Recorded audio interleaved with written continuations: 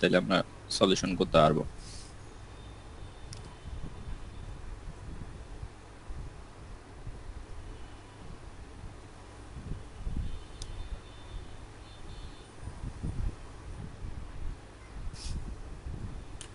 আচ্ছা, সমস্যা না থাকলে আমরা আজকে নতুন কিছু কনসেপ্ট শিখি। আচ্ছা, আমরা এই বইটাও ক্লাসরুমে শেয়ার করে দিব না। আমরা আগের যেই জিনিসগুলো পড়লাম সেটা এই বই থেকেই পড়ছি। দেখা যাচ্ছে না? পিডিএফ স্ক্রিনটা দেখা যাচ্ছে? জি স্যার, দেখা যাচ্ছে। আচ্ছা, এই বই থেকেই আমরা পড়ছি। আমরা একটু দেখি যে কোন জায়গাগুলো আমরা কভার করছি। আমরা ফোর্থ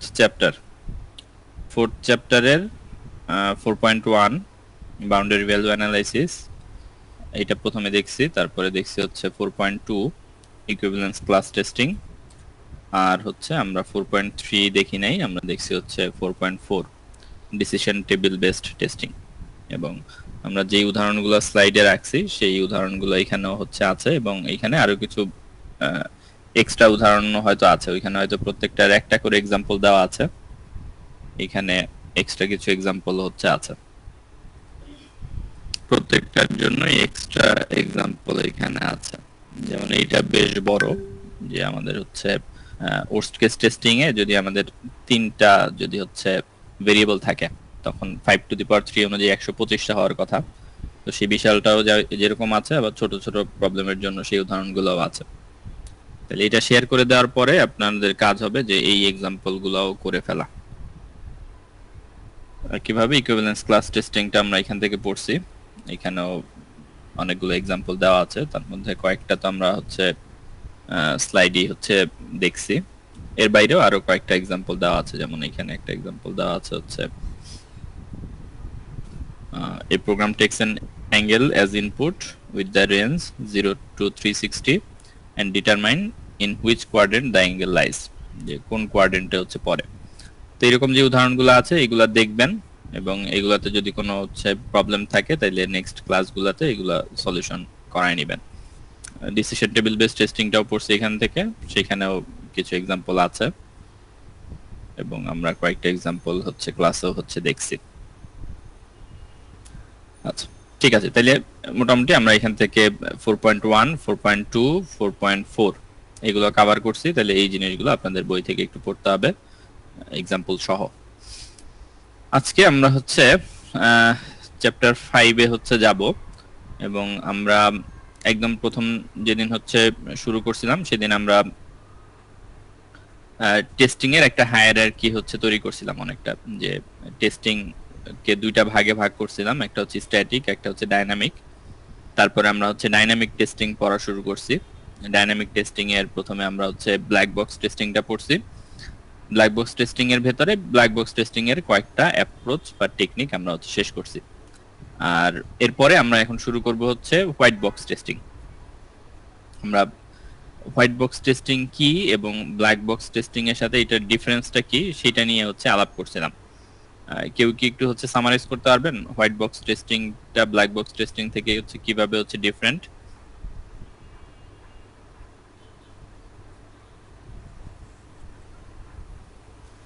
স্যার, ব্ল্যাক বক্স টেস্টিংটা সাধারণত আমরা যে কাজটা করার ইমপ্লিমেন্টেশনের আগেই করি, আর হোয়াইট বক্স টেস্টিং যেটা আমরা ইমপ্লিমেন্ট করি তারপরে ওই টেস্টিংটা করি।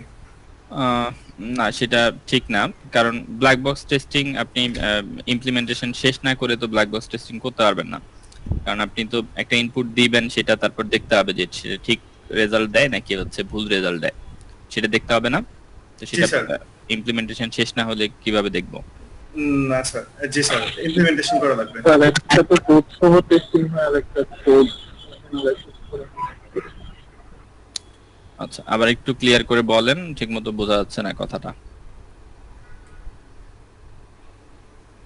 একটাতে কোড, একটাতে শুধু ফাংশনালিটি গুলো টেস্ট করা হয় অ্যাপ্লিকেশনে, আর একটাতে কোড সহ থাকে। আমরা স্ক্রিন কি দেখা যাচ্ছে নাকি চলে গেছে? না স্যার, দেখা যাচ্ছে।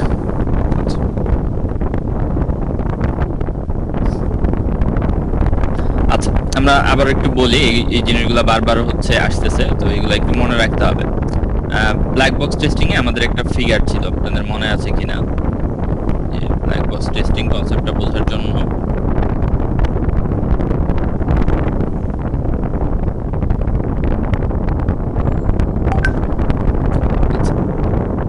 এই ফিগারটা দিয়ে আমরা ব্ল্যাক বক্স টেস্টিংটা হচ্ছে মনে রাখতে পারি। যে দেখেন যে এই মাঝখানে একটা ব্ল্যাক একটা হচ্ছে বক্স, এই বক্সের ভেতরে কি আছে এটা বাইরে থেকে হচ্ছে দেখা যাচ্ছে না, কারণ এটা ট্রান্সপারেন্ট না। এইটাকে আমরা তুলনা করবো, এটা হচ্ছে আমাদের সফটওয়্যার, ঠিক আছে? এখন এই সফটওয়্যারের জন্য ইনপুট দেওয়াটা কিন্তু হচ্ছে ওপেন। যে ধরেন আপনি কোনো একটা জায়গা থেকে একটা সফটওয়্যার হচ্ছে ডাউনলোড করলেন, ডাউনলোড করার পরে সেটা ভেতরে কি সোর্স কোড আছে সেটা কিন্তু আপনি হচ্ছে অ্যাক্সেস করতে পারতেছেন না, বা আপনি জানেন না যে এটার ভেতরে কিভাবে কোড করা হয়েছে। কিন্তু সেটাতে কিন্তু আপনি ইনপুট দিতে পারবেন। সেটা ধরেন যদি হচ্ছে ক্যালকুলেটর একটা প্রোগ্রাম হয়, তাহলে সেখানে আপনি যোগ বিয়োগ গুণ ভাগের জন্য ধরেন সংখ্যাগুলো ইনপুট দিতে পারবেন, এবং ইনপুট দেওয়ার পরে আপনি একটা আউটপুট পাবেন। তো এখন যদি হচ্ছে একটা যোগ করার প্রোগ্রাম আপনি হচ্ছে ডাউনলোড করলেন, এবং ডাউনলোড করে দেখলেন যে সেখানে 5 দিলে সেটা রেজাল্ট আসে হচ্ছে 9, ঠিক আছে? তাইলে আপনি হচ্ছে তখন বুঝতে পারবেন যে এটা আসলে হচ্ছে ভুল আছে। তাহলে এইভাবে টেস্ট করা, যে যেটার ভেতরের ইমপ্লিমেন্টেশনটা আমি জানি না বা আমার কাছে নাই, আমার কাছে শুধু সফটওয়্যারটা আছে, আমি যদিও থাকে সোর্স কোডও থাকে, তারপর আমরা সেটা কনসিডার করব না। আমরা কি করব, ধরেন আপনি নিজেই হচ্ছে কোডটা হচ্ছে ডেভেলপ করছেন, প্রোগ্রামটা বা সফটওয়্যারটা আপনি নিজে ডেভেলপ করছেন, তাহলে তো অবশ্যই আপনার কাছে হচ্ছে সোর্স কোড আছে না? কিন্তু আপনি কি করলেন যে আপনি সেটা হচ্ছে রান করলেন, রান করে জাস্ট ইনপুট দিয়ে আউটপুটগুলো চেক করলেন, চেক করে দেখলেন যে যেটা আউটপুট আসার কথা ছিল সেটা আসতেছে কিনা। এই ক্ষেত্রে যদিও আপনার কাছে সোর্স কোড আছে, কিন্তু আপনি সোর্স কোডটাকে বিবেচনায় নেন নাই, আপনি শুধুমাত্র এইটাকে একটা ব্ল্যাক বক্স হিসেবে চিন্তা করে রান করছেন, রান করে ইনপুট দিয়েছেন, এবং সেটার যেই এক্সপেক্টেড আউটপুট সেই আউটপুট আসে কিনা সেটা আপনি হচ্ছে যাচাই করে দেখছেন। সেটাকে আমরা বলতেছি হচ্ছে black box testing. White box testing এর ক্ষেত্রে আমরা ইনপুট তো সেখানেও দিতে হবে, আউটপুট সেখানেও আসবে, কিন্তু মাঝখানের এই যে বক্সটা, এই বক্সটা আমাদের কাছে হচ্ছে ট্রান্সপারেন্ট থাকবে, এটা হচ্ছে ব্ল্যাক থাকবে না। এখন ট্রান্সপারেন্ট থাকলে কি হবে, যে এই বক্সের ভিতরে কি আছে সেটা দেখা যাবে। সেটা দেখা গেলে আমরা বুঝতে পারবো যে ভেতরে কিভাবে কাজ হচ্ছে। কিভাবে কাজ হচ্ছে সেটাকে কনসিডারেশনে নিয়ে তারপরে আমরা হচ্ছে টেস্ট কেস হচ্ছে ডিজাইন করব, যে ভেতরে যদি হচ্ছে যেভাবে কাজ হচ্ছে ওই জিনিসটা, ওই লজিকটা আসলে ঠিকভাবে কাজ করে কিনা সেটা বোঝার জন্য ধরেন আপনি কিছু ইফ আর হচ্ছে এলস কন্ডিশন লিখছেন, ঠিক আছে? তাহলে সেইটা বোঝার জন্য যে ইফটাও ঠিকভাবে কাজ করে কিনা, এলসটাও ঠিকভাবে কাজ করে কিনা, সেই প্রত্যেকটা পার্ট বোঝার জন্য আপনি যখন হচ্ছে টেস্ট কেস জেনারেট করবেন, ইনপুটগুলো হচ্ছে দিবেন ওইভাবে চিন্তা করে, তখন সেটাকে আমরা বলবো হচ্ছে হোয়াইট বক্স টেস্টিং। বুঝতে পারছি যে আমাদের কাছে হচ্ছে সোর্স কোড আছে, এবং সোর্স কোডটাকে বিবেচনায় নিয়ে যে প্রোগ্রামটা কিভাবে করা হয়েছে, যোগ করার প্রোগ্রামটা কিভাবে হচ্ছে লেখা হয়েছে সেটাকে বিবেচনায় নিয়ে আমরা যখন হচ্ছে টেস্ট কেস জেনারেট করব। আমরা ব্ল্যাক বক্স টেস্টিং এ আমরা কিন্তু হচ্ছে সোর্স কোড বা হচ্ছে এটার ভেতরে ইমপ্লিমেন্টেশন কিভাবে আছে সেই জিনিসটা আমাদের দরকার পড়ে নাই, যখন আমরা হচ্ছে বাউন্ডারি ভ্যালু অ্যানালাইসিস করছি, অথবা ইকুইভ্যালেন্স ক্লাস টেস্টিং করছি, অথবা ডিসিশন টেবিল বেসড টেস্টিং করছি। সেখানে কি কোথাও আমাদের সোর্স কোডের প্রয়োজন পড়ছে, যে সোর্স কোডে কি লেখা আছে সেটা দেখি তারপরে টেস্ট করি? কোনো প্রয়োজন পড়ছে পড়েনি।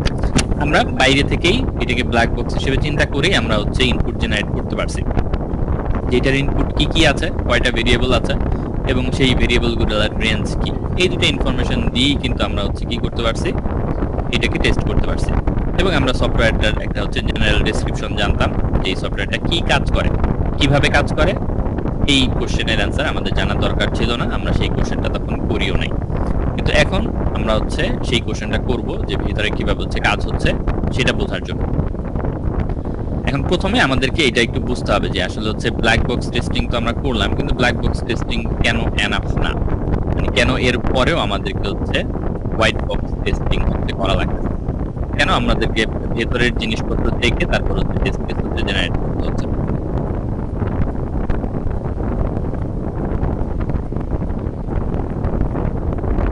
প্রথম যে কারণটা সেটা হচ্ছে যে আপনি ব্ল্যাক বক্স টেস্টিং এ একটা রিকোয়ারমেন্ট হচ্ছে যে ব্ল্যাক বক্স টেস্টিং এ আপনার প্রোডাক্টটা হচ্ছে কমপ্লিট হইতে হবে, এবং কমপ্লিট হওয়ার পরেই আপনি কেবলমাত্র টেস্টটা করতে পারবেন। যদিও টেস্ট কেস ডিজাইনিং আমরা আগে থেকেই শুরু করতে পারি, যেহেতু আমরা জানি যে আমাদের প্রোগ্রামটা কি কাজ করবে এবং সেখানে কি কি ভেরিয়েবল থাকবে। টেস্ট কেস ডিজাইন এইটা আমরা শুরু থেকেই করতে পারি। আমাদের যে হচ্ছে সফটওয়্যার ডেভেলপমেন্ট লাইফ সাইকেল আছে, সেইখানে আমরা টেস্টিং এর যে ফেজ আছে সেই ফেজের আগে থেকে আমরা টেস্টিং এর জন্য টেস্ট কেস ডিজাইন করা শুরু করতে পারি, একদম ইনিশিয়াল ফেজ থেকেই। কিন্তু ওইগুলা এক্সিকিউট করানোর জন্য আমাদেরকে অবশ্যই কি থাকতে হবে, সফটওয়্যারটা রেডি থাকতে হবে বা ওই ফিচারটা ইমপ্লিমেন্টেড থাকতে হবে। ঠিক আছে, সেই জিনিসটা আমাদেরকে হচ্ছে রেডি থাকতে হবে। হোয়াইট বক্স টেস্টিং এর ক্ষেত্রে আমরা হোয়াইট বক্স টেস্টিংও যখন হচ্ছে টেস্ট কেসগুলো ধরে ধরে হচ্ছে এক্সিকিউট করব, সেগুলো রান করার জন্য অবশ্যই আমাদের হচ্ছে কি থাকতে হবে, সোর্স কোড সফটওয়্যারটা হচ্ছে ইমপ্লিমেন্টেড অবস্থায় হচ্ছে থাকতে হবে। কিন্তু এর বাইরেও আমরা হচ্ছে কিছু কিছু জায়গায় হোয়াইট বক্স টেস্টিং এর কিছু জিনিস আগে থেকেই ক্লিয়ার হয়ে আসতে পারে। কিভাবে? যেমন ধরেন আমাদের কাছে হচ্ছে সোর্স কোড নাই, কিন্তু আমাদের কাছে হচ্ছে সুডো কোড আছে। সুডো কোড ধরেন সেটাকে রান করানো যায় না, কিন্তু সুডো কোড দেখে আপনি বুঝতে পারেন যে হচ্ছে কোথায় ইফ হবে, কোথায় এলস হবে, কোথায় ফর লুপ হবে। ঠিক আছে, সেটা দেখেই অনেক সময় হচ্ছে আমরা হোয়াইট বক্স টেস্টিং এর যেই টেস্ট কেসগুলো হচ্ছে লিখি, সেটার আউটপুট ঠিক আসবে নাকি ভুল আসবে সেটা আমরা তখন সেখান থেকে হচ্ছে অনেক সময় হচ্ছে বুঝতে পারি। আমাদের সবসময় একদম হচ্ছে এক্স্যাক্টলি কোড রান করে ওই পর্যন্ত ওয়েট করা লাগে না। তো সেদিক থেকে একটা হচ্ছে সুবিধা হচ্ছে পাওয়া যায় যে আর্লিয়ার স্টেজেই আমরা হচ্ছে হোয়াইট বক্স টেস্টিংটা শুরু করতে পারবো। আচ্ছা, আর আরেকটা যেটা সেটা হচ্ছে যে আপনার এরর যেগুলা, ধরেন আপনি হচ্ছে এরকম একটা ডিজাইন হচ্ছে রেডি করছেন, যে ডিজাইনটাতেই আসলে হচ্ছে এরর ছিল এবং সেই অনুযায়ী আপনি ইমপ্লিমেন্ট করছেন, এবং ইমপ্লিমেন্ট করার পরে আপনি হচ্ছে যখন টেস্ট করবেন ব্ল্যাক বক্স টেস্টিং, তখন দেখবেন যে আসলে এটা যেভাবে হচ্ছে ডিজাইন দেওয়া ছিল সেই অনুযায়ী এইটাই আউটপুট আসার কথা, কিন্তু আসলে আপনার হচ্ছে ডিজাইন ফেজেই হচ্ছে কি ছিল, আপনার হচ্ছে ভুল ছিল। তো সেইগুলা ভেরিফাই করার জন্য আমাদেরকে হচ্ছে হোয়াইট বক্স টেস্টিংটা হচ্ছে দরকার পড়ে। এছাড়াও আরো কিছু জায়গা আমরা হচ্ছে দেখবো যে হোয়াইট বক্স টেস্টিংটা আমাদের হচ্ছে কি কি এক্সট্রা হচ্ছে বেনিফিট দেয়, বা আমাদের মূল উদ্দেশ্য যেহেতু হচ্ছে এরর খুঁজে বের করা, তো সেই ক্ষেত্রে আমরা এররগুলা আরো বেশি এরর হচ্ছে হোয়াইট বক্স টেস্টিং দিয়ে বের করতে পারি কিনা, যেগুলা ব্ল্যাক বক্স টেস্টিং দিয়ে হচ্ছে ধরা যায় না। বা ব্ল্যাক বক্স টেস্টিং এর থ্রুতে আপনি দেখা গেল হচ্ছে একটা প্রোগ্রামে আপনি কোনো এরর খুঁজে পাইলেন না, যখন হচ্ছে হোয়াইট বক্স টেস্টিং করবেন তখন দেখবেন যে এক্সট্রা অ্যাডিশনাল কিছু হচ্ছে আরো এরর আসতেছে। আরেকটা জিনিস এখানে হচ্ছে আমাদেরকে একটু মাথায় রাখতে হবে, সেটা হচ্ছে যে white box testing black box testing এর কোনো অল্টারনেটিভ জিনিস না। ঠিক আছে, যে আমরা হচ্ছে চুজ করব যে হচ্ছে আমরা হোয়াইট বক্স টেস্ট করব নাকি ব্ল্যাক বক্স টেস্ট করব, ব্যাপারটা এরকম না। ব্যাপারটা হচ্ছে যে আমরা ব্ল্যাক বক্স টেস্টিংও আমাদের করতে হবে, আমাদের হোয়াইট বক্স টেস্টিংও হচ্ছে করতে হবে। ঠিক আছে, দুইটা হচ্ছে কমপ্লিমেন্টারি, যে একটা বাদ দিয়ে আরেকটা করব, জিনিসটা এরকম না। আমাদেরকে এরর খুঁজে বের করতে হলে আমাদের সব ধরনের টেস্টিং অ্যাপ্রোচ দিয়েই সফটওয়্যারটাকে হচ্ছে টেস্ট করে দেখতে হয়। যেটা আমরা হচ্ছে ধরেন একটা বাদ দিব, তাইলে আমরা সেই ধরনের এররগুলো খুঁজে পাবো না। ব্ল্যাক বক্স টেস্টিং এক ধরনের এরর খুঁজে বের করতে আপনাদের হচ্ছে হেল্প করে, আবার হোয়াইট বক্স টেস্টিং আরো এক্সট্রা কিছু অ্যাডিশনাল এরর খুঁজে বের করতে হচ্ছে হেল্প করে। তাহলে আমরা যদি হচ্ছে হোয়াইট বক্স টেস্টিংটা হচ্ছে বাদ দিয়ে দিই, তাহলে যেমন আমরা হচ্ছে কিছু এরর হচ্ছে খুঁজে পাবো না, আবার একইভাবে ব্ল্যাক বক্স টেস্টিং বাদ দিয়ে দিলেও আমরা হচ্ছে অনেক ক্ষেত্রে কিছু এরর খুঁজে পাবো না। আমাদেরকে এই দুইটাই হচ্ছে রান করতে হবে যতটুকু সম্ভব হয়। স্যার হিসেবে হোয়াইট বক্স টেস্টিং করলে মানে ব্ল্যাক বক্স টেস্টিং না করলেও তো হয় আর কি।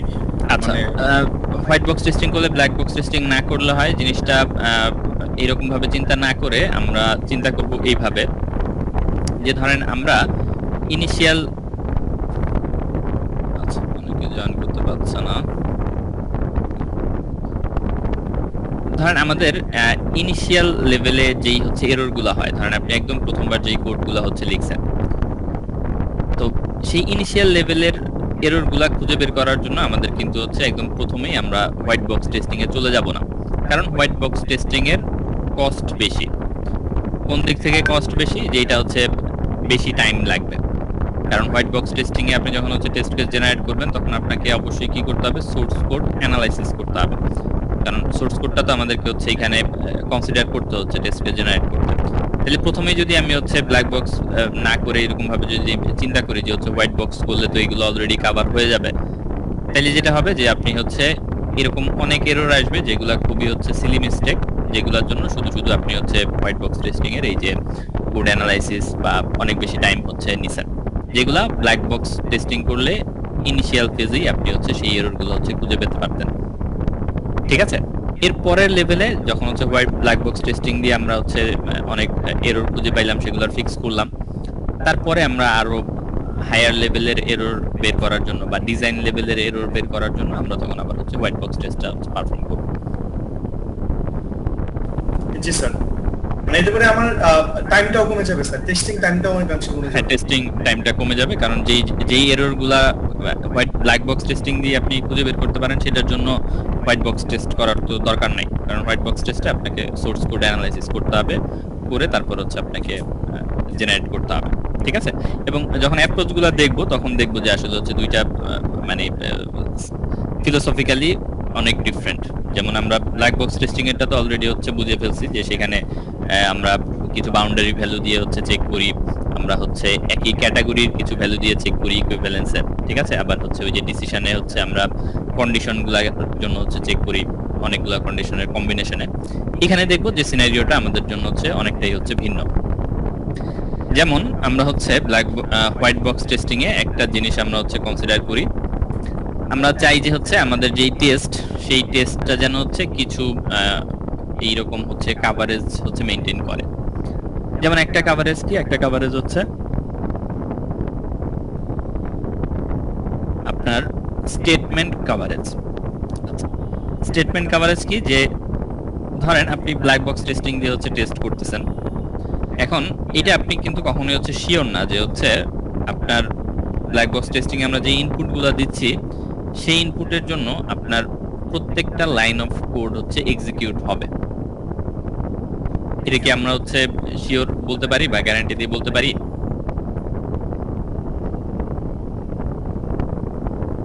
ব্ল্যাক বক্স টেস্টিং এর ক্ষেত্রে না স্যার বলতে পারবো না, কারণ কোডই তো দেখতে পাচ্ছি না আমরা। আচ্ছা, কোড দেখতে পাচ্ছি না। আচ্ছা, এখন আপনাদেরকে ধরেন হচ্ছে আমরা এই যে এরকম একটা স্যাম্পল কোড হচ্ছে দেখাইলাম। ঠিক আছে, এখন এইটা আমরা টেস্টিং এর জন্য আমরা কিছু ইনপুট সিলেক্ট করতে পারি। এখন এই ইনপুটগুলো যদি আমরা হচ্ছে র্যান্ডমলি সিলেক্ট করি বা ব্ল্যাক বক্স টেস্টিং দিয়ে যে ইনপুটগুলো সিলেক্ট করা আছে সেইগুলাই এখানে এনে যদি হচ্ছে বসাই, তাহলে আমরা দেখব যে হচ্ছে এখানে যেই কোডগুলো আছে সেই কোডগুলোর প্রত্যেকটা স্টেটমেন্ট কভার নাও করতে পারে। জি স্যার। ঠিক আছে, ধরেন আপনার ফরচুনেটলি বা হচ্ছে আপনার কোইন্সিডেন্টলি সবগুলা স্টেটমেন্ট কভার করতেও পারে, কিন্তু সেটা আমরা গ্যারান্টি দিয়ে বলতে পারবো না বা সেটা শিওর ভাবে হচ্ছে বলতে পারবো না যে হচ্ছে সবগুলো স্টেটমেন্টই কভার করে। কারণ সবগুলো স্টেটমেন্ট কভার না করলে আসলে হচ্ছে সমস্যাটা কি, যে আমাদের কেন আমরা সবগুলো স্টেটমেন্ট কভার করা নিয়ে হচ্ছে চিন্তিত। স্যার যেমন এখানে এই এক্সাম্পলটার মধ্যে যদি আমার x এর মান y এর সাথে ইকুয়াল না হয়, যদি x এর মান দুইটা ভিন্ন ধরি, যেমন 2 আর 3 ধরলাম, তাহলে কিন্তু লুপের মধ্যে কিন্তু ঢুকলো না। এখন লুপের মধ্যে কোডের মধ্যে কোনো এরর আছে কিনা সেটা কিন্তু আমরা আইডেন্টিফাই করতে পারবো না। আমার বাইরের রেজাল্টের জন্য কারেক্ট আউটপুট দিল, বাট যদি আমরা ফাইলের মধ্যে ঢুকতাম সেক্ষেত্রে তো মানে আউটপুটটা তো ঠিক নাও হতে পারে। গুড, তাইলে আমাদের যেই আমরা যেভাবে হচ্ছে টেস্ট করে আসছি ব্ল্যাক বক্স টেস্টিং এ, সেই হিসাবে যদি আমরা এটাকে টেস্ট করি আমরা কারেক্ট আউটপুটই হয়তো পাবো। যে ধরেন হচ্ছে এটা এক্স আর ওয়াই হচ্ছে আপনার ইনপুট নিল, এক্স ওয়াই যদি হচ্ছে আপনার কি না হয়, ইকুয়াল না হয়, তাহলে কিছু অপারেশন করে ফাইনালি এক্স আর ওয়াই হচ্ছে প্রিন্ট করে।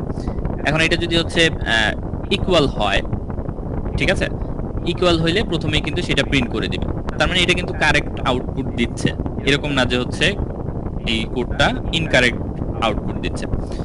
কোডটা কিন্তু কারেক্ট আউটপুটই দিচ্ছে, এবং আপনি যখন টেস্ট করবেন তখন দেখবেন যে আপনার সব টেস্ট কেসগুলো হচ্ছে পাস। কিন্তু আপনি ধরেন হচ্ছে এই যে ভেতরের যে ইফ এলস বা ইফ এর ভিতরে একটা স্টেটমেন্ট লেখা আছে, এলস এর ভিতরে একটা স্টেটমেন্ট লেখা আছে, এই স্টেটমেন্টগুলো তো কখনো এক্সিকিউট হইলো না।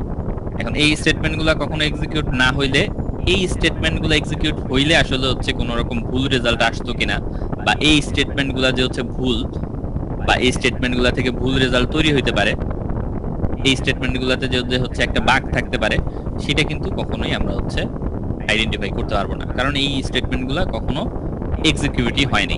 আমরা যেই টেস্ট কেসগুলো ডিজাইন করছি, ধরেন 5টা 10টা এই যেরকম টেস্ট কেসগুলো ডিজাইন করছি, সেই টেস্ট কেস প্রত্যেকটা রান করলে কখনোই হচ্ছে ধরেন ইফ কন্ডিশনের ভেতরে যায় না, ঠিক আছে, অথবা এলস কন্ডিশনের ভেতরে যায় না, এরকম হইতে পারে।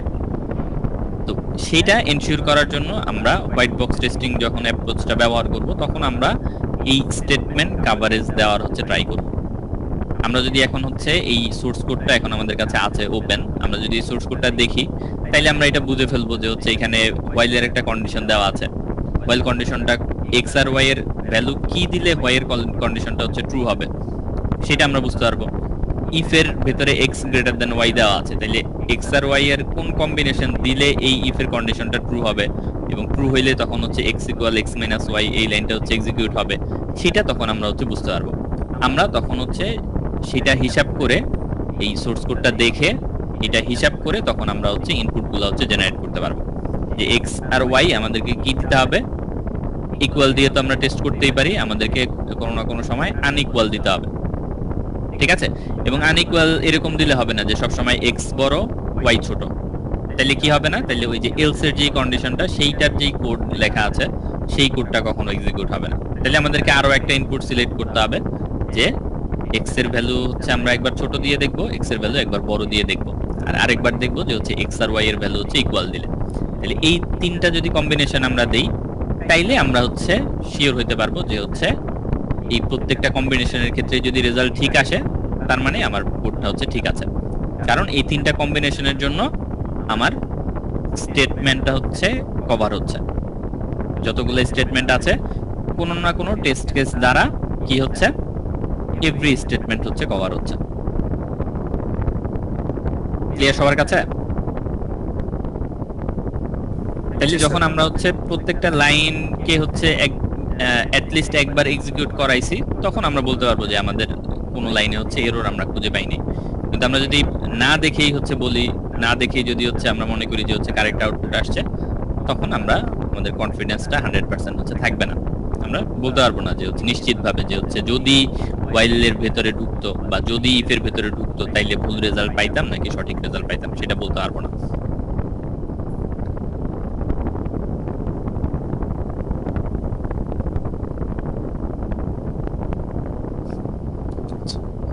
তাহলে এইরকম এই কভারেজ গুলো আমাদেরকে হচ্ছে মেনটেন করতে হবে। এখন আমরা এই এই পুরো জিনিসটা বা টেস্টিং এর স্পেসিফিক অ্যাপ্রোচ গুলো পড়ার আগে আমাদের কিছু হচ্ছে টার্মিনোলজির সাথে হচ্ছে পরিচিত হইতে হবে। যেমন আমরা হচ্ছে এই সোর্স কোডটাকে ডিরেক্টলি আমরা তো হচ্ছে চোখে দেখে হচ্ছে পার্স করব না। আমরা যেটা হচ্ছে করব, এই সোর্স কোডের একটা গ্রাফিক্যাল ভার্সন হচ্ছে তৈরি করব, এবং এই গ্রাফিক্যাল ভার্সনটা তৈরি করলে আমাদের জন্য হচ্ছে টেস্ট কেসগুলো লেখা বা প্রত্যেকটা স্টেটমেন্টকে কভার করা বা প্রত্যেকটা কন্ডিশনকে কভার করা, এই কাজগুলো হচ্ছে ইজিয়ার হবে। কোডের একটা হচ্ছে গ্রাফিক্যাল স্ট্রাকচার বা গ্রাফিক্যাল রিপ্রেজেন্টেশন তৈরি করতে হবে। তাহলে সেই গ্রাফিক্যাল রিপ্রেজেন্টেশন তৈরি করার একটা উপায় হচ্ছে যে কন্ট্রোল ফ্লো গ্রাফ তৈরি করা, বা সংক্ষেপে আমরা এটাকে বলি হচ্ছে সিএফজি। আগে নাম শুনছি কেউ? এটা এই গ্রাফের সাথে পরিচিত?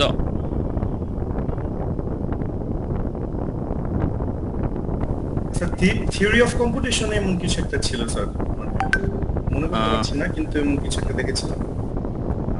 কমা সেপারেটেড ভ্যালু। আচ্ছা ঠিক আছে, পরিচিত না থাকলেও খুব একটা সমস্যা নেই, আমরা গ্রাফের সাথে তো পরিচিত। জি স্যার, গ্রাফের সাথে পরিচিত হইলেই আমরা এই জিনিসটা হচ্ছে বুঝতে পারবো। আমরা জানি যে হচ্ছে গ্রাফে কিছু হচ্ছে বেসিক এলিমেন্ট থাকে, যে গ্রাফে হচ্ছে নোড থাকে, কিছু কিছু এজ থাকে, ঠিক আছে। এবং নোডগুলা একটা নোড আরেকটা নোডের মাধ্যমে, একটা নোড আরেকটা নোডের সাথে হচ্ছে এজ দিয়ে হচ্ছে কানেক্টেড থাকে। তাহলে এটাও আর কি হচ্ছে সেরকম একটা গ্রাফ, কিন্তু এটাকে আমরা একটা বিশেষ নাম দিছি, যেটার নাম হচ্ছে কন্ট্রোল ফ্লো গ্রাফ। এখন আমাদেরকে দেখতে হবে যে আমরা হচ্ছে এই কন্ট্রোল ফ্লো গ্রাফটা কিভাবে তৈরি করতে পারি, বা এই একটা গ্রাফ দিয়ে একটা কোডকে কিভাবে হচ্ছে রিপ্রেজেন্ট করতে পারি, একটা সোর্স কোডের রিপ্রেজেন্টেশন কিভাবে একটা হচ্ছে গ্রাফ হইতে পারে, সেই জিনিসটা আমরা বুঝবো। এবং যেই টার্মিনোলজিগুলো আছে গ্রাফের, যেই টার্মিনোলজিগুলো, সেই টার্মিনোলজিগুলোই এখানে হচ্ছে ব্যবহার করা হবে। আচ্ছা, তাহলে এখানে গ্রাফে কিছু হচ্ছে নোড থাকবে, কিছু হচ্ছে এজ থাকবে এবং নোটগুলাকে আমরা আবার কিছু হচ্ছে ক্যাটাগরাইজেশন করব, সেটা একটু পরে আমরা হচ্ছে দেখতেছি। আমরা একটা জাস্ট হচ্ছে প্রথমে আমরা যেটা হচ্ছে দেখব যে সোর্স কোডে আমার হচ্ছে আমার কাছে এখন ইনপুট হচ্ছে একটা হচ্ছে সোর্স কোড, ঠিক আছে। এই সোর্স কোডটাকে আমরা একটা গ্রাফে হচ্ছে কনভার্ট করতে চাই। এখন গ্রাফে কনভার্ট করতে গিয়ে খুঁজে বের করতে হবে যে গ্রাফের নোড কি হবে বা গ্রাফের এজ কি হবে, কোন নোডের সাথে কোন নোড কানেক্টেড থাকবে সেটা খুঁজে বের করতে হবে। তো আমাদের সোর্স কোডে কি কি থাকে সেই জিনিসগুলোকে যদি আমরা হচ্ছে আইডেন্টিফাই করতে পারি, তাইলে আমরা সেটার রিপ্রেজেন্টেশনটা তো খুব ইজিলি হচ্ছে তৈরি করতে পারবো। আমরা যে কোনো সোর্স কোড যদি হচ্ছে অ্যানালাইসিস করি, তাইলে সোর্স কোডে মূলত কি থাকে, অনেকগুলা স্টেটমেন্ট থাকে, তাই না? সেটা সি এর সোর্স কোড হোক অথবা জাভার সোর্স কোড হোক অথবা পাইথনের সোর্স কোড হোক, কি থাকে, অনেকগুলো হচ্ছে স্টেটমেন্ট থাকে এবং সেই স্টেটমেন্টগুলা সবগুলো স্টেটমেন্ট আবার একই ধরনের স্টেটমেন্ট হয় না। যেমন কিছু কিছু স্টেটমেন্ট আছে যেগুলো হচ্ছে ওয়ান বাই ওয়ান একটার পর একটা হচ্ছে এক্সিকিউট হতে থাকে। ফর এক্সাম্পল, আপনি প্রথমে একটা ভেরিয়েবল ডিক্লেয়ার করলেন, তারপরে ভেরিয়েবলের ভ্যালুটা হচ্ছে প্রিন্ট করলেন, ঠিক আছে। অথবা সেই ভেরিয়েবল দিয়ে আরেকটা ভেরিয়েবল আপনি হচ্ছে কি করলেন, কম্পিউট করলেন, ক্যালকুলেশন করলেন, একটা ফর্মুলা লিখলেন। তাহলে এই লাইনগুলো কি হবে, ওয়ান বাই ওয়ান হচ্ছে এক্সিকিউট হইতে থাকবে। এরকম কি হবে যে প্রথমে 1 নাম্বার লাইন এক্সিকিউট হলো, তারপরে 3 নাম্বার লাইন এক্সিকিউট হবে, এরকম হবে? যদি আমরা হচ্ছে এরকম একটা ভেরিয়েবল ডিক্লেয়ার করলাম, তারপরে হচ্ছে ভেরিয়েবল সাথে ধরেন হচ্ছে 10 গুণ করলাম, তারপরে সেই ভেরিয়েবলটা হচ্ছে প্রিন্ট করলাম, এই যে 3 লাইন কোড ফলো করবে স্যার, এটা হচ্ছে যে একটার পর একটা হচ্ছে এক্সিকিউট হবে, জি স্যার। ঠিক আছে। তাহলে এইটাকে আমরা বলবো হচ্ছে সিকোয়েন্সিয়াল কোড, যে সিকোয়েন্স অনুযায়ী প্রথমে যেই লাইনটা আছে সেটা এক্সিকিউট হলো, তারপরের লাইনটা এক্সিকিউট হলো, তারপরের লাইনটা এক্সিকিউট হলো। কিন্তু আমাদের পুরো সোর্স কোডে সব স্টেটমেন্টগুলো কি থাকে না, সিকোয়েন্সিয়াল থাকে না, তাই না? আমাদের কিছু কিছু জায়গায় কি থাকে, sir. ব্রাঞ্চিং থাকে, ঠিক আছে। কিছু কিছু জায়গায় কি থাকে, ব্রাঞ্চিং থাকে। ব্রাঞ্চিং মানে হচ্ছে যে either one portion of code হচ্ছে এক্সিকিউট হবে অথবা অন্য একটা পোরশনের কোড হচ্ছে এক্সিকিউট হবে, সেগুলাকে আমরা বলি হচ্ছে ব্রাঞ্চিং। তাহলে ব্রাঞ্চিং আসলে হচ্ছে সোর্স কোডে কিভাবে করা হয়?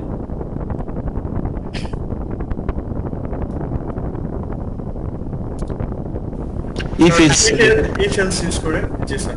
ইফ এলস ইউজ করে, বা আমরা যদি একটু জেনারিক ওয়েতে বলি, এগুলাকে আমরা বলি হচ্ছে কন্ডিশনাল স্টেটমেন্ট, জি স্যার। ঠিক আছে। এগুলাকে আমরা বলি হচ্ছে কন্ডিশনাল স্টেটমেন্ট, এবং সেই কন্ডিশনাল স্টেটমেন্টের মধ্যে আসলে হচ্ছে লুপ যেগুলো আমরা হচ্ছে লিখি, ফর লুপ বা হোয়াইল লুপ অথবা হচ্ছে ডু হোয়াইল লুপ অথবা সুইচ কেস, সেই সুইচ কেস আসলে হচ্ছে ইফ এলস এর হচ্ছে অল্টারনেটিভ, সেগুলোও কিন্তু সবগুলোই আসলে হচ্ছে কন্ডিশনাল স্টেটমেন্ট। এবং এই কন্ডিশনাল স্টেটমেন্টগুলোর কাজ কি, যে আসলে আমাদের হচ্ছে রিয়েল লাইফটা এতটা হচ্ছে স্ট্রেট ফরওয়ার্ড না যে সবকিছু আমরা সিকোয়েন্সিয়ালি এক্সিকিউট করে গেলে আমরা ফাইনাল রেজাল্টটা হচ্ছে পাবো। আমাদেরকে এই ফাইনাল রেজাল্ট পেতে গেলে বা আমাদের পুরো সোর্স কোডের মাঝখানে কি থাকতে হবে,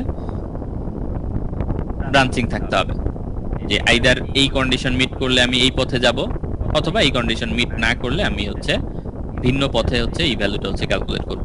তো এরকম ব্রাঞ্চিং অবশ্যই হচ্ছে সোর্স কোডে থাকবে। আমরা যেই সোর্স কোড দিয়ে লিখি না কেন, সেই সোর্স কোডগুলোতে অবশ্যই এরকম কিছু ব্রাঞ্চিং থাকবে। একদম ফুল সিকোয়েন্সিয়াল এরকম কোড খুব প্র্যাকটিক্যাল লাইফ হচ্ছে খুব কমই আছে, ঠিক আছে। যে সেগুলো হয়তো আমরা একদম শেখার জন্য যেই প্রোগ্রামগুলো লিখি সেগুলোতে বেশিরভাগ সময় এরকম সিকোয়েন্সিয়াল কোড থাকে, যে একটা ধরেন সার্কেলের এরিয়া ক্যালকুলেট করা, একটা রেক্টেঙ্গেলের এরিয়া ক্যালকুলেট করা, দুইটা ভ্যালু যোগ করা, এগুলোতে ধরেন কোনো হচ্ছে এরকম ব্রাঞ্চিং নাই। কিন্তু রিয়েল লাইফ প্রবলেম সলিউশনের জন্য যেই সফটওয়্যারগুলো লেখা হয় বা একটু কমপ্লেক্স যেই হচ্ছে প্রবলেম, সেগুলোর জন্য অবশ্যই আপনাকে হচ্ছে এরকম ব্রাঞ্চিং লাগবে, ইফ এলস ব্যবহার করা লাগবে, লুপ ব্যবহার করা লাগবে, এগুলো থাকবেই। এখন আমরা কোডের সোর্স কোডের স্টেটমেন্টগুলা যত প্রকারের হইতে পারে, সেই সব প্রকারের স্টেটমেন্টগুলোর জন্য আমরা যদি হচ্ছে শিখতে পারি যে হচ্ছে এগুলাকে কিভাবে আপনার গ্রাফে কনভার্ট করা যায়, তাইলে সেগুলাকে জোড়া লাগায় আমরা কিন্তু পুরো সোর্স কোডের জন্য একটা গ্রাফ হচ্ছে তৈরি করতে পারবো, ঠিক আছে। তাহলে সেই রুলস গুলো আমরা একটু হচ্ছে দেখি। প্রথম রুলস হচ্ছে আমাদের এই যে আমরা হচ্ছে কন্ট্রোল ফ্লো গ্রাফটা তৈরি করব, বা সেটাকে অনেক সময় হচ্ছে আপনার ডিসিশন টু ডিসিশন গ্রাফ বা সংক্ষেপে হচ্ছে ডিডি গ্রাফ হচ্ছে অনেক সময় আমরা বলি। এই গ্রাফ যখন আমরা হচ্ছে তৈরি করব তখন প্রথম কাজ হচ্ছে এই দুটা নোড কোনগুলো হবে সেটাকে আইডেন্টিফাই করা। কারণ গ্রাফে আমাদের দুইটা জিনিস লাগবে, একটা লাগবে হচ্ছে নোড আর একটা লাগবে হচ্ছে এজ। ঠিক আছে, এই দুইটা জিনিস হইলেই তো আমাদের একটা গ্রাফ হবে। তাহলে আমরা হচ্ছে প্রথমে আইডেন্টিফাই করব যে হচ্ছে এই গ্রাফের নোড কোনগুলো হবে। খুবই সিম্পল, নোড হবে হচ্ছে প্রত্যেকটা স্টেটমেন্ট। আমাদের সোর্স কোডে যতগুলো হচ্ছে স্টেটমেন্ট আছে প্রত্যেকটা স্টেটমেন্ট কি হবে, কন্ট্রোল ফ্লো গ্রাফ অথবা হচ্ছে ডিসিশন টু ডিসিশন গ্রাফের একটা নোড হবে। আমরা সবগুলাকে একটা নোড হচ্ছে চিন্তা করব। প্রথম লাইন এটা একটা নোড, সেকেন্ড লাইন এটা একটা নোড, থার্ড লাইন এটা একটা নোড। প্রত্যেকটা স্টেটমেন্ট একটা একটা করে হচ্ছে নোড, এবং আমরা চাইলে সেগুলোকে নাম্বারিংও করে ফেলতে পারি, যে হচ্ছে node 1, node 2, node 3 line number দিয়ে আমরা সেগুলোকে চাইলে নাম্বারিংও করে ফেলতে পারি। ওকে, এটা হচ্ছে আমাদের ফার্স্ট স্টেপ। সেকেন্ড যে স্টেপ সেটা হচ্ছে যে আমাদেরকে এজ গুলো আইডেন্টিফাই করতে হবে। যে আমরা ধরেন হচ্ছে প্রত্যেকটা স্টেটমেন্টকে নোড বানায় ফেললাম, তাহলে আমাদের কাছে অনেকগুলা নোড আমরা হচ্ছে পাইলাম। এখন এই নোডগুলোকে কানেক্ট করব কিসের বেসিসে? ঠিক আছে, আচ্ছা এই নোডগুলোকে আমরা কানেক্ট করব হচ্ছে যে কোন লাইনের পরে কোন লাইনটা হচ্ছে এক্সিকিউট হয়, এই ডিসিশনের উপর চিন্তা করে আমরা হচ্ছে এই নোডগুলোকে হচ্ছে কানেক্ট করব। যে যদি এরকম হয় যে হচ্ছে দুইটা হচ্ছে নোড আছে, নোড এ, নোড বি, নোড এ এর পরে নোড বি হচ্ছে এক্সিকিউট হয়, বা প্রথম লাইনের পরে সেকেন্ড লাইন হচ্ছে এক্সিকিউট হয়, তাহলে তাদের মধ্যে একটা কি থাকবে, এজ থাকবে। এবং এটা হবে হচ্ছে ডিরেকশনাল। আমরা ডিরেকশনাল গ্রাফ তো বুঝি নাকি, এই গ্রাফে ওয়ান ডিরেকশনে একটা হচ্ছে কি থাকবে, অ্যারো থাকবে। তার মানে এই অ্যারো যেদিকে থাকবে এই নোড থেকে ওই নোডে যাওয়া যায়, কিন্তু ওই নোড থেকে পেছনের নোডে আসা যায় না। আর যেগুলাতে হচ্ছে ডিরেকশন থাকে না সেগুলাতে ভাইস ভার্সা করা যায়। নোড এ থেকে আপনি নোড বি তেও যাইতে পারবেন, নোড বি থেকে নোড এ তেও হচ্ছে যাইতে পারবেন। তাহলে আমাদের এই যে ডিসিশন টু ডিসিশন গ্রাফ হবে বা কন্ট্রোল ফ্লো গ্রাফ হবে, এটা এক ধরনের ডিরেকশনাল গ্রাফ হবে। ঠিক আছে, এটা বাই ডিরেকশনাল গ্রাফ হবে না। আচ্ছা, তাইলে আমরা নোড আইডেন্টিফাই করা বুঝলাম। এজ আইডেন্টিফাই করার জন্য আমরা কি করব, যে কোন লাইনের পরে কোন লাইনটা এক্সিকিউট হয় সেই অনুযায়ী আমরা হচ্ছে এই এজ গুলো হচ্ছে টানবো একটার সাথে আরেকটাকে, এই কন্ডিশনের উপর বেস করে আমরা হচ্ছে কানেক্ট করব। তাইলে এখন সিকোয়েন্সিয়াল যেই কোডগুলো আছে সেই কোডগুলোর জন্য আমাদের প্রসেসটা খুবই ইজিয়ার। যে সিকোয়েন্সিয়াল 1 বাই 1 সেগুলোকে জাস্ট একটা অ্যারো দিয়ে কানেক্ট করে দিলেই আসলে হচ্ছে হয়ে যাবে, তাই না? যেটাই যে এখানে হচ্ছে দেখানো হয়েছে এই ফিগারের এতে সিকোয়েন্স। এটা হচ্ছে প্রথম নোড, এটা হচ্ছে সেকেন্ড নোড, এরকম আর যত নোড থাকবে নোডগুলোকে জাস্ট কি করব, একটা অ্যারো দিয়ে কানেক্ট করে দেব। ঠিক আছে, এটা হচ্ছে সবচেয়ে ইজিয়ার। এরপরে আসবে আমাদের হচ্ছে কন্ডিশনাল যে বিভিন্ন স্টেটমেন্টগুলো আছে সেই জিনিসগুলো। তাহলে কন্ডিশনাল স্টেটমেন্টে কি কি আছে? কন্ডিশনাল স্টেটমেন্টে আছে হচ্ছে ইফ এলস আছে, লুপ আছে, লুপের মধ্যে আবার হচ্ছে ফর লুপ থাকতে পারে, ডু হোয়াইল লুপ থাকতে পারে। ঠিক আছে, সেই লুপগুলো হচ্ছে থাকবে। আর সুইচ কেস আছে, সুইচ কেসটা হচ্ছে ইফ এলস এর মতোই করেই আমরা হচ্ছে ব্যবহার করি, তাহলে সেটা থাকতে পারে। তাহলে আমরা 1 বাই 1 দেখি যে হচ্ছে যখন হচ্ছে আমাদের কোডে ইফ এলস থাকবে তখন আমরা সেটা হচ্ছে কিভাবে হচ্ছে ব্রাঞ্চিংটা হচ্ছে করব। আচ্ছা, সেটা ব্রাঞ্চিং করার জন্য আমরা প্রথমে যেটা হচ্ছে করব,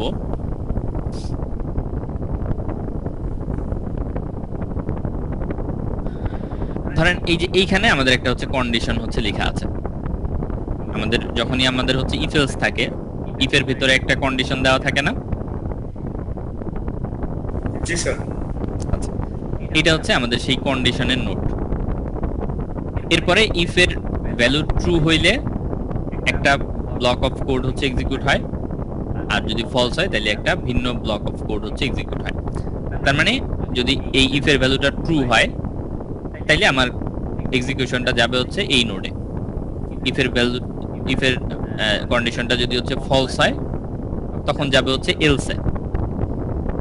তার মানে এইটা হচ্ছে আমার ইফের ভেতরে যেই কোডটা লেখা, মানে ইফ কন্ডিশনের পরে ব্র্যাকেট দিয়ে যেই কোডটা লেখা সেই কোডের নোড হচ্ছে এইটা।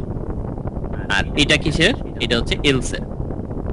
এবং এই দুইটার কাজ শেষ হয়ে গেলে আবার কি হবে, এরপরে যে সিকোয়েন্সিয়াল কোডগুলো লেখা আছে সেগুলা থেকে আবার হচ্ছে কন্টিনিউ করবে না। তাহলে আমরা এই দুইটাকে তখন আবার হচ্ছে এইটার সাথে হচ্ছে কি করে দেব, কানেক্ট করে দেব। বুঝতে পারতেছি? জি স্যার। তাহলে ইফ আর যদি হচ্ছে এলস থাকে, শুধু ইফ আর এলস থাকলে আমরা হচ্ছে সেইটাকে এই ডায়মন্ডের মতো করে হচ্ছে কনভার্ট করব। আমাদের ইফে আসলে হচ্ছে দুইটা ব্রাঞ্চ তৈরি করে। ইফ এলস যখন আমরা লিখি তখন কোডটা আসলে হচ্ছে ব্রাঞ্চিংটা হয় হচ্ছে দুই ভাগে, একটা হচ্ছে ট্রু এর জন্য, ইফের ভ্যালু যদি ট্রু হয় তাইলে, আর আরেকটা হচ্ছে ফলস এর জন্য। এবং এই ইফ এলস এর ভেতরের কাজ যখন হচ্ছে শেষ হয় তখন আবার তার আবার হচ্ছে একসাথে হচ্ছে মিলে যায়, তাহলে সেটা আমরা হচ্ছে নিচে আর একটা নোডের সাথে সেটাকে হচ্ছে মিলাই দেব। আচ্ছা, সুইচ কেসের ক্ষেত্রে সুইচ কেসেও আমরা হচ্ছে কি করি, একটা ভ্যালু পাস করি, কিন্তু সুইচ কেসে হচ্ছে অনেকগুলা হচ্ছে কেস থাকে। এটা হচ্ছে কেস 1, এটা হচ্ছে কেস 2, এটা হচ্ছে কেস 3, এরকম অনেকগুলো হচ্ছে কেস থাকতে পারে। তাহলে এইটার এইখানে যে ভ্যালুটা আসবে সেইটা কোন ভ্যালুটার সাথে হচ্ছে মিলে সেই অনুযায়ী আমাদের এই ব্রাঞ্চিংটা হবে। তাহলে এখানে অনেকগুলা মাল্টিপল ব্রাঞ্চ হচ্ছে থাকতে পারে সুইচ কেসের ক্ষেত্রে, এবং সবগুলা শেষ হইলে সেগুলো আবার এসে একটা জায়গায় হচ্ছে মিলবে। এই গেল হচ্ছে ইফ এলস আর হচ্ছে সুইচ। এখন আসি হচ্ছে লুপে, ঠিক আছে? আচ্ছা, লুপ আমরা হচ্ছে যদি চিন্তা করি তাহলে আসলে হচ্ছে হোয়াইল লুপ আর ফর লুপ এই দুটার মধ্যে বেসিক পার্থক্য জায়গাটা কোথায়? স্যার ফাইলের মধ্যে আমার জাস্ট আগেই এটা চেক কম্পারিজনটা চেক করে দেন কোডের মধ্যে ঢুকে আর কি।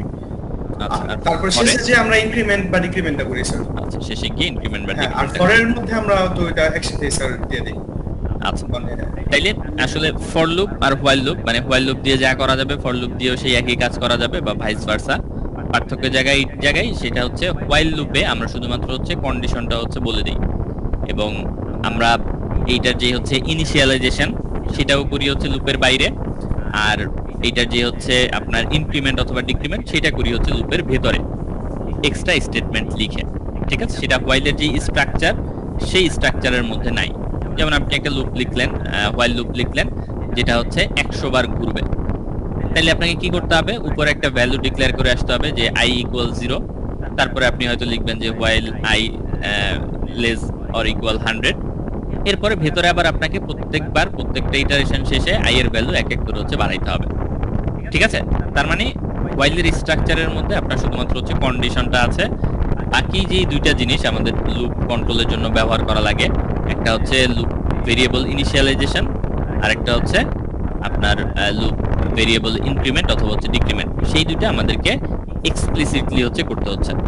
ইনিশিয়ালাইজেশনটা করতে হচ্ছে হোয়াইল লুপের উপরে, আবার আপনার এই লুপের যে হচ্ছে ইনক্রিমেন্ট ডিক্রিমেন্ট সেটা করতে হচ্ছে লুপের ভেতরে। ঠিক আছে, আর ফর লুপের ক্ষেত্রে যেটা হয়, ফর লুপের ক্ষেত্রে আপনার যেই ইনিশিয়ালাইজেশন আর হচ্ছে আপনার ইনক্রিমেন্ট বা ডিক্রিমেন্ট সেইটা আপনার স্ট্রাকচারের মধ্যেই হচ্ছে দেওয়া আছে, আর মাঝখানে হচ্ছে কন্ডিশনটা হচ্ছে দেওয়া আছে। কিন্তু এটা প্রথমেই মানে লুপ শুরু হওয়ার প্রথম লাইনেই হচ্ছে লেখা থাকে, কিন্তু লুপ শুরু হওয়ার প্রথম লাইনে লেখা থাকলেও ধরেন ইনক্রিমেন্ট বা ডিক্রিমেন্ট সেটা কি একদম লুপের শুরুতে সেই ইনক্রিমেন্ট বা ডিক্রিমেন্টটা হয়?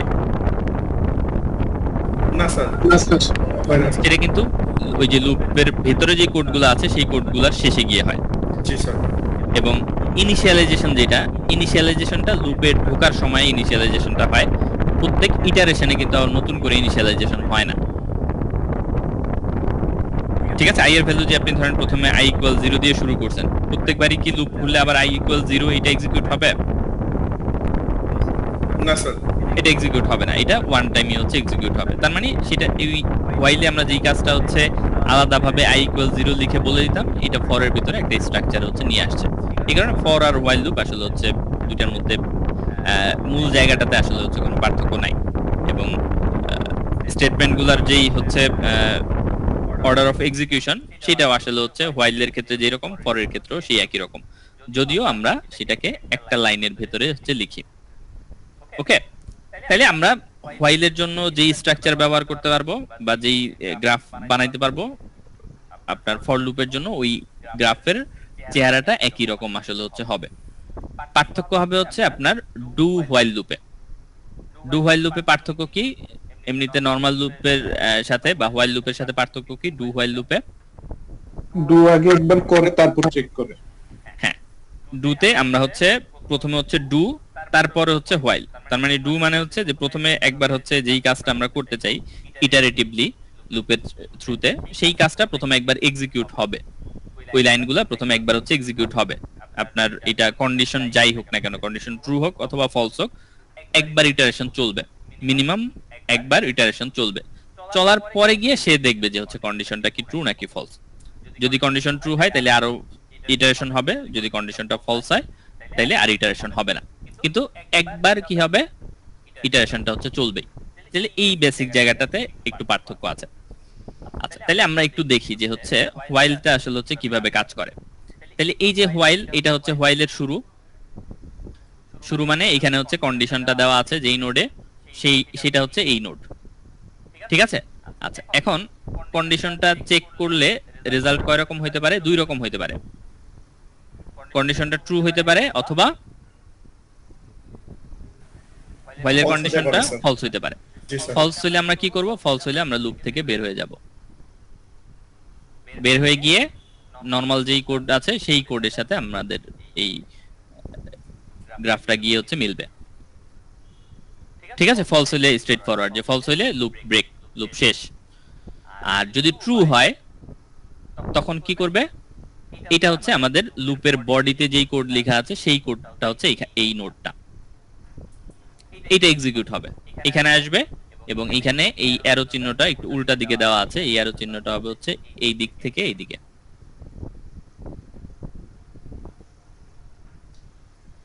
ঠিক আছে। এটা এক্সিকিউট হওয়ার পরে সে আবার কি করবে? আবার পেছনে যাবে কন্ডিশন চেক করতে। প্রত্যেকবার হোয়াইল লুপের ইটারেশন কি হয়? প্রথমে হোয়াইলের কন্ডিশনটা চেক হয়, ট্রু নাকি ফলস। যদি ফলস হয় তাহলে তো লুপ থেকে ব্রেক, যদি ট্রু হয় তাহলে লুপের ভেতরে যেই কোড আছে সেটা এক্সিকিউট হয়। এক্সিকিউট হওয়ার শেষে আবার সে কি করে? ওই যে হোয়াইলের যে কন্ডিশনটা আছে সেই কন্ডিশনটা আবার চেক করতে যায় এবং আবার চেক করতে গিয়ে আবার একইভাবে হচ্ছে ইটারেশন চলতে থাকে, অথবা কন্ডিশন যেই মুহূর্তে ফলস হয়ে যাবে তখন কি হবে? লুপটা হচ্ছে ব্রেক হবে, ঠিক আছে। তাহলে এইটা হোয়াইল এর যেই কোড লেখা থাকবে তার জন্য আমরা গ্রাফটা এই ফরম্যাটে হচ্ছে বানাবো। ফরের জন্য এই একইভাবে হচ্ছে বানাবো, ঠিক আছে। এখানে হচ্ছে ফরের কন্ডিশনটা, এরপরে ফরের ভিতরের কোড, যদি হচ্ছে আবার সে কন্ডিশন চেক করতে যায়, ট্রু পাইলে আবার এটা ইটারেট করবে, মানে এই যে এই জায়গাটাতে ঘুরতে থাকবে যতক্ষণ ট্রু থাকবে, যখন ফলস হয়ে থাকবে তখন এটা থেকে বের হয়ে এখানে চলে আসবে। ক্লিয়ার সবাই? ফরের স্ট্রাকচারটা বা লুপের স্যার। স্ট্রাকচারটা। জি স্যার। আর আরেকটা হচ্ছে ডু হোয়াইল লুপ। তাহলে ডু হোয়াইল লুপে পার্থক্যটা কি হবে? এই যে এটা হচ্ছে আপনার প্রথম শুরুর নোড, এরপরে সে কি করবে? কোনো কিছু চেক না করি এই যে এই নোডে যাবে, ঠিক আছে। আচ্ছা, এই নোডে গেল, এই নোডে সে কি করবে? কন্ডিশনটা চেক করবে। কন্ডিশন চেক করে সে আবার কি করতে পারে?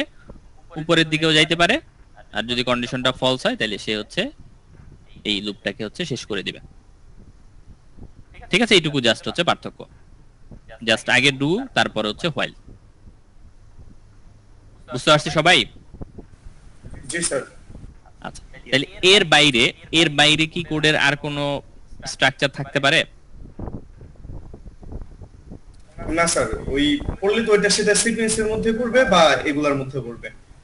হ্যাঁ, আইদার আমাদের কোডগুলো হচ্ছে সিকোয়েন্সিয়াল কোড হবে অথবা এরকম হচ্ছে যেই ব্রাঞ্চিং এর যেই হচ্ছে এলিমেন্টগুলো আছে এইগুলার মধ্যে হচ্ছে পড়বে।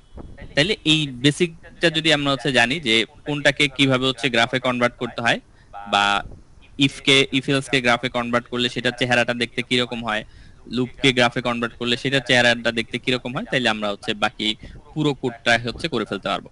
এবং এইগুলো আমরা যখন হচ্ছে করব, করার পরে যদি আলাদা আলাদা করে করি, যে ইফ এলসও আছে লুপও আছে, তখন আমরা কি করব? ইফ এলস এর সাথে ওই লুপটাকে কানেক্ট করে দিব, ঠিক আছে। আচ্ছা, তাহলে এই জিনিসটাই আমরা একটা এক্সাম্পল দিয়ে এখন হচ্ছে দেখি। একটা আমরা হচ্ছে সোর্স কোড থেকে আমরা তৈরি করি, একটা হচ্ছে আমরা কন্ট্রোল ফ্লো গ্রাফ হচ্ছে তৈরি করার চেষ্টা করি।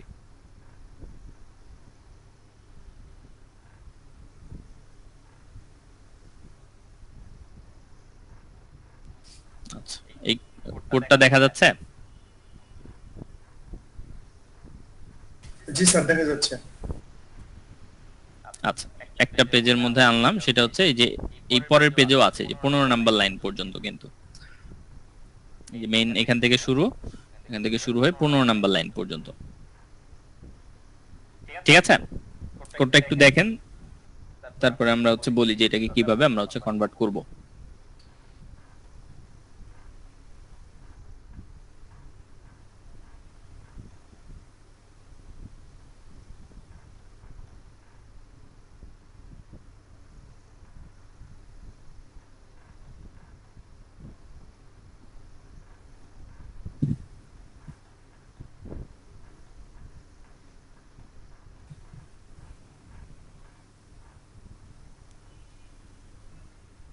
আচ্ছা, কোডটা কিসের কোড, কি কাজ করে কোডটা?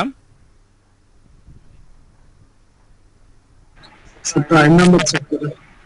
জি স্যার। প্রাইম নাম্বার চেক করে। ওকে, ঠিক আছে। তাহলে এখানে ওই যে বিভিন্ন স্ট্রাকচার আছে, হোয়াইল আছে, ইফ আছে, আবার হচ্ছে কিছু সিকোয়েন্সিয়াল কোডগুলোও আছে। তাহলে আমাদের প্রথম কাজ জানো কি? প্রথম কাজ হচ্ছে যে প্রত্যেকটা স্টেটমেন্ট কি একটা নোড হিসেবে হচ্ছে কনসিডার করা। তার মানে এই যে এখানে ধরেন 1 থেকে শুরু করছে, অথবা আমরা যদি হচ্ছে এই উপরেরটাও 1 থেকে শুরু করি, একই ব্যাপার, আসলে কোনো ডিফারেন্স হওয়ার কোনো এখানে ব্যাপার নাই। আমরা এই লাইন নাম্বার ধরে ধরে আমরা হচ্ছে নোডগুলো তৈরি করব। তাহলে একটা নোড হবে, 2 একটা নোড হবে, 3 একটা নোড হবে, 4 একটা নোড হবে। কিন্তু 4 যেই নোডটা হবে সেই নোডটা কোন স্ট্রাকচারের মধ্যে পড়বে? While loop. হোয়াইলের, ঠিক আছে। তার মানে 4 থেকে পরের যেই হচ্ছে নোডটা, সেই নোডটা হবে এই যে এই 5 থেকে শুরু করে এই হোয়াইল লুপটা শেষ হয়েছে কোন জায়গায়? এই হোয়াইলের এই যে ব্র্যাকেটটা শুরু হয়েছে এখানে, এই যে ব্র্যাকেটটা শেষ হয়েছে এইখানে। তার মানে এই যে 4 থেকে শুরু করে এই 12 পর্যন্ত এইটাকে আমরা একটা নোড হিসেবে প্রথমে হচ্ছে কনসিডার করব। আর আরেকটা হবে এই যে 4 থেকে ডাইরেক্ট গিয়ে চলে আসবে হচ্ছে এই যে 13 তে, যদি এই হোয়াইলের কন্ডিশনটা হচ্ছে ফলস হয়। জি স্যার। ঠিক আছে। আবার 13 তে গিয়ে দেখবে যে সেই এটা একটা হচ্ছে কি ইফ, তাই না? জি স্যার। ইফ হইলে কি হবে? 13 থেকে এটা যদি ফলস হয় তাহলে 14 নাম্বার এক্সিকিউট না হয়ে 15 তে চলে যাবে, চলে যাবে। অথবা 13 থেকে হচ্ছে 14 তে যাবে, তারপরে 14 থেকে 15 তে আসবে। জি স্যার। এরকম না ব্যাপারটা? তাহলে জি, এখানে স্যার। দেখেন যে আগের যে স্ট্রাকচারটা আমরা দেখছি সেই স্ট্রাকচারে ছিল হচ্ছে এটা হচ্ছে ইফ, এটা হচ্ছে আপনার ইফের হচ্ছে ট্রু কন্ডিশন, এটা হচ্ছে আপনার ইফের হচ্ছে ফলস কন্ডিশন, এবং এরপরে বাকিগুলো আবার হচ্ছে নিচে গিয়ে কি হয়েছে জোড়া লাগবে। ঠিক আছে। কিন্তু এখানে কি এলস আছে কোনো? না না স্যার। স্যার। এলস নাই। তার মানে এই যে এই মাঝখানের এই নোডটা কিন্তু নাই। তখন আমরা কিভাবে আঁকবো? আমরা এই যে এই নোড থেকে ডাইরেক্টলি এই নোডে চলে যাবে। ঠিক আছে, ডান পাশের ওই জি, স্যার। এলস এর নোডটা নাই, এইভাবে আমরা চেঞ্জ করব। তার মানে ওই স্ট্রাকচার দিয়ে কাজ চলবে। আচ্ছা, এখন আমরা যেটা করছি যে আমরা তো এই পুরোটাকে একটা নোড হিসেবে প্রথমে কনসিডার করছি 5 থেকে 12, কিন্তু এটার ভেতরেও আবার হচ্ছে বিভিন্ন জিনিসপত্র আছে না? জি স্যার। তাহলে তখন আমরা কি করব? আবার এইটাকে আবার হচ্ছে এই স্ট্রাকচার অনুযায়ী হচ্ছে ভাঙবো। জি স্যার। ঠিক আছে, যে 5 থেকে 6 আসলো, ঠিক আছে, কিন্তু 6 নাম্বার লাইনে একটা হচ্ছে ইফ আছে। তাহলে এটা যদি হচ্ছে ট্রু হয় তাহলে এই যে 7, 8, 9 এগুলো এক্সিকিউট হবে। আর এটা যদি হচ্ছে ফলস হয় তাহলে কই চলে যাবে কোড? এটা ব্রেক করে এই যে 11 তে হচ্ছে চলে যাবে। ঠিক আছে, এটা এখানেও কিন্তু হচ্ছে এলস নাই, তাহলে এটারও এইরকমই স্ট্রাকচারটা হবে। বুঝতে পারছি? জি স্যার। আচ্ছা, তাহলে এইটা আমরা দেখি যে এটা যখন হচ্ছে আমরা আঁকবো তখন আমাদের হচ্ছে এই গ্রাফটা কি রকম হবে। আচ্ছা, 1 2 3 এই তিনটাকে আমরা একটা নোডে নিয়ে আসছি, কারণ হচ্ছে এই যে সিকোয়েন্সিয়াল গুলাকে আমরা মার্জ করে ফেলতে পারি, তাহলে আমাদের গ্রাফটা একটু কনসাইজ হয়। কারণ সিকোয়েন্সিয়াল গুলা তো একসাথে মার্জ করে ফেললে কোনো সমস্যা নাই। এটা 1, তারপর হচ্ছে 2 আলাদা, তারপর হচ্ছে 3 আলাদা, সেটা রাখলে শুধুমাত্র নোডের সংখ্যাই বাড়তো, এক্সট্রা কিছু ইনফরমেশন এখানে হচ্ছে অ্যাড হচ্ছে না। ঠিক আছে, তার থেকে ভালো এই তিনটাকে আমরা একটা নোড বানায় ফেলবো। ওকে, তারপরে 4 নাম্বার লাইন, 4 নাম্বার লাইনে কি ছিল? এই যে হোয়াইলটা ছিল। তাহলে এখানে দেখেন এই যে হোয়াইলের যে স্ট্রাকচার সেটা আমরা ফলো করছি, 4 থেকে ডাইরেক্টলি চলে গেছে হয় 13 তে একটা অ্যারো, আর এই ভিতরের গুলো আবার হচ্ছে কি হয়েছে 4 থেকে কোথায় আসছে? 5 6, 5 6 যে সিকোয়েন্সিয়াল, 5 ব্র্যাকেট 6 এসে হচ্ছে কি আপনার হচ্ছে ইফের যে কন্ডিশন, তাহলে 6 এসে আবার ব্রাঞ্চিং হবে। ঠিক আছে, 6 এসে আবার কি রকম ব্রাঞ্চিং হইলো? এই যে 5 6 এর যে নোটটা ছিল সেটা থেকে আইদার 7 8 9 এখানে যাবে, অথবা 11 12। 11 12 কোথায়? 11 12 হচ্ছে ওই যে ইফের বাইরে, এই যে 11 এই 12। ইফটা শেষ হয়েছে কোথায়? এই যে এই ব্র্যাকেট থেকে শুরু করে এই ব্র্যাকেট পর্যন্ত। ঠিক আছে, আচ্ছা গেল। আর যদি হচ্ছে কি হয়, এটা যদি ট্রু হয় তাহলে এটার ভিতরে যে কোড আছে 7 8 9 এটা এক্সিকিউট হবে। আচ্ছা, আর এরপরে কোথায় যাবে? এই দুইটার পরেই আসলে হচ্ছে আপনার 11 12 যেটা আছে এইটা এক্সিকিউট হওয়ার পরে আবার হচ্ছে হোয়াইলটা যেহেতু হচ্ছে এখানে শেষ, 12 নাম্বার লাইনে এসে হোয়াইল শেষ না, তাহলে সে আবার চেক করতে যাবে যে হচ্ছে তার কন্ডিশন কি ট্রু নাকি ফলস। তার মানে 12 থেকে সে আবার ফেরত যাবে হচ্ছে 4 নাম্বার লাইনে, 12 থেকে সে আবার 4 নাম্বার লাইনে হচ্ছে ফেরত গেল। ঠিক আছে, 4 নাম্বার লাইনে এসে যদি সে দেখে যে হচ্ছে এটা হচ্ছে আপনার এই কন্ডিশনটা হচ্ছে ফলস, তখন সে 4 থেকে আবার কোথায় যাবে, এই যে 12 পরে যেটা ছিল 13, সেই 13 নাম্বার লাইনে হচ্ছে চলে যাবে। এই যে 4 থেকে তখন চলে আসলে হচ্ছে এই যে এই এস দিয়ে 13 তে, এবং 13 পরে কি একটা ইফ আছে, তাহলে যদি ইফ ট্রু হয় তাহলে 14 নাম্বার লাইন হয়ে 15 নাম্বার লাইনে আসবে, অথবা 13 থেকে ডাইরেক্টলি কোথায় আসবে, 15 নাম্বার লাইনে আসবে। ঠিক আছে, তাইলে এটা হয়ে গেল আমাদের হচ্ছে ওই উপরের যে কোডটা ছিল প্রাইম নাম্বারের কোড, সেই কোডের জন্য একটা হচ্ছে কন্ট্রোল ফ্লো গ্রাফ অথবা হচ্ছে ডিসিশন টু ডিসিশন গ্রাফ। জি স্যার। তাহলে এইভাবে আমরা হচ্ছে কি করব, সোর্স কোড থেকে কন্ট্রোল ফ্লো গ্রাফ হচ্ছে তৈরি করব।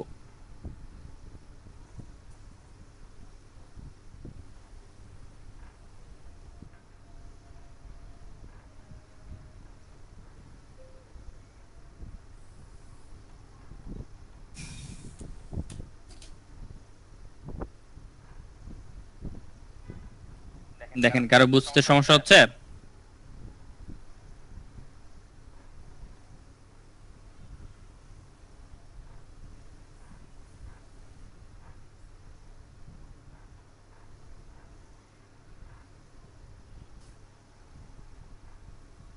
আচ্ছা, তাহলে কি এখন আমাদের যদি হচ্ছে কোনো সোর্স কোড দেওয়া থাকে তাহলে কি সেটাকে আমরা হচ্ছে এই গ্রাফে কনভার্ট করতে পারবো? ইনশাআল্লাহ পারবো স্যার। জি স্যার ইনশাআল্লাহ। আচ্ছা ঠিক আছে, তাহলে এই জিনিসটা আমাদের কাজে লাগবে। আমাদের হচ্ছে এই হোয়াইট বক্স টেস্টিং এর যে অ্যাপ্রোচ আমরা হচ্ছে পড়ব, সেই অ্যাপ্রোচে গিয়ে এই গ্রাফ আমাদেরকে হচ্ছে প্রথমে জেনারেট করতে হবে। ফার্স্ট স্টেপই হচ্ছে যে আমাদের গ্রাফ জেনারেট করতে হবে, কারণ হচ্ছে যে সোর্স কোড থেকে দেখে দেখে বোঝাটা হচ্ছে ডিফিকাল্ট, যে হচ্ছে কোন লাইনের পরে কোন লাইনটা হচ্ছে এক্সিকিউট হচ্ছে। ঠিক আছে, এবং সেখানে যদি হচ্ছে এরকম হয় যে অনেকগুলা সিকোয়েন্সিয়াল লাইন একসাথে আছে, তাহলে সেগুলোকে মার্জ করে ফেলা, এই জিনিসটা আমাদের জন্য হচ্ছে বোঝাটা হচ্ছে ইজিয়ার হবে। সেই জন্য আমরা হচ্ছে সোর্স কোডে যেহেতু হচ্ছে অনেক টেক্সট থাকে, সেগুলোকে বাদ দিয়ে আমরা জাস্ট হচ্ছে স্ট্রাকচারটা একটা গ্রাফের থ্রুতে হচ্ছে রিপ্রেজেন্ট করতে পারি, যেটা থেকে আমরা পরবর্তীতে আমরা যে হচ্ছে টেস্টিং অ্যাপ্রোচ করব, সেই টেস্টিং অ্যাপ্রোচে এই ইনফরমেশনগুলো কাজে লাগবে গ্রাফ থেকে।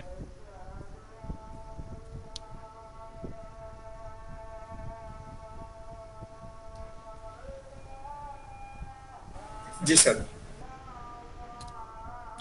ওকে, তাহলে কারো কোনো কোশ্চেন আছে এটুকু নিয়ে? না স্যার। No sir. ঠিক আছে, তাহলে এই বইটা আমি হচ্ছে আপলোড করে দিব।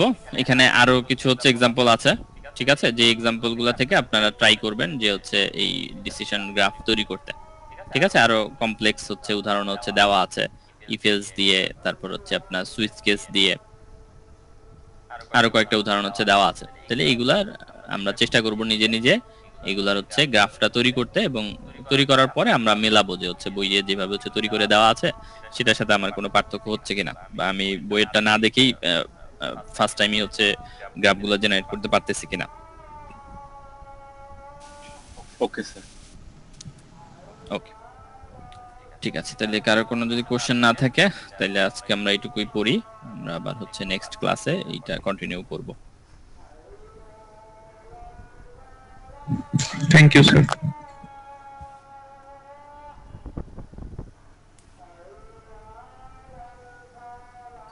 ওকে, তাহলে আপনাদের রোল কলটা নিয়ে নেই।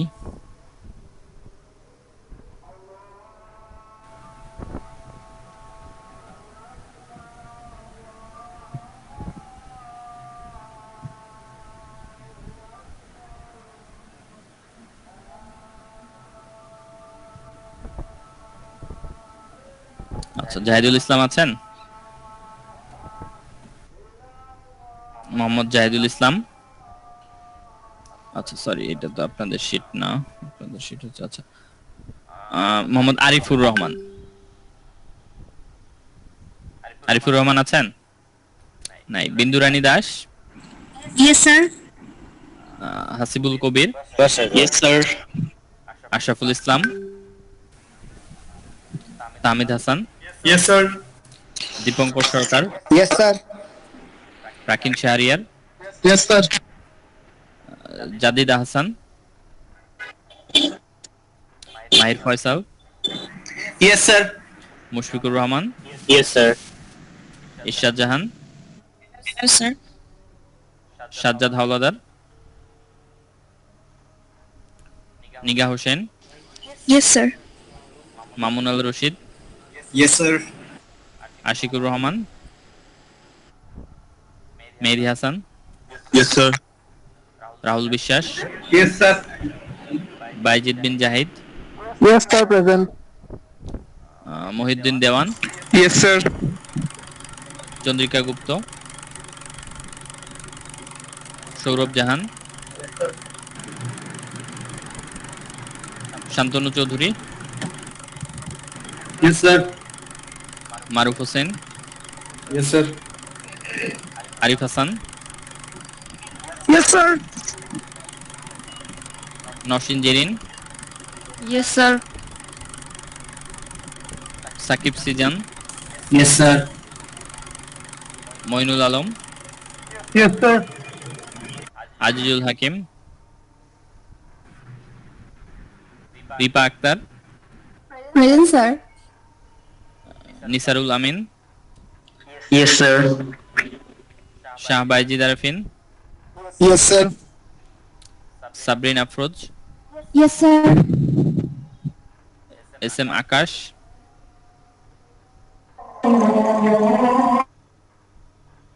Rafiza Islam, Present, sir. Hasanul Kabir, Ashraful Islam, yes sir. Julekha Begum, Mosharraf Hossain, yes sir. Rahima Afroz.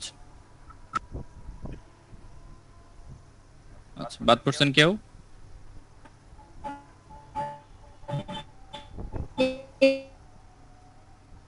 শুনতে পাচ্ছি Yes, না। sir.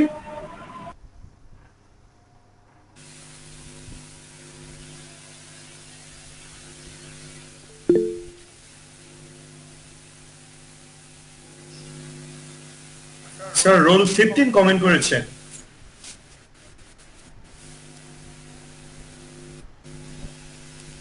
আচ্ছা, বলেন সৌরভ জাহান কিছু বলতে চান?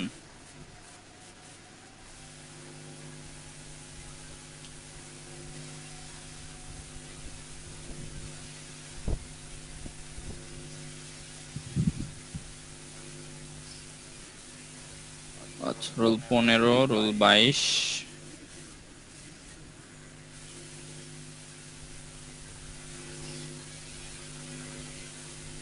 স্যার হ্যাঁ বলেন। হ্যালো স্যার, 22 ছিলাম, থার্ড ব্যাচের। কি নাম আপনার? S M Akash. S M জি স্যার। ঠিক আছে।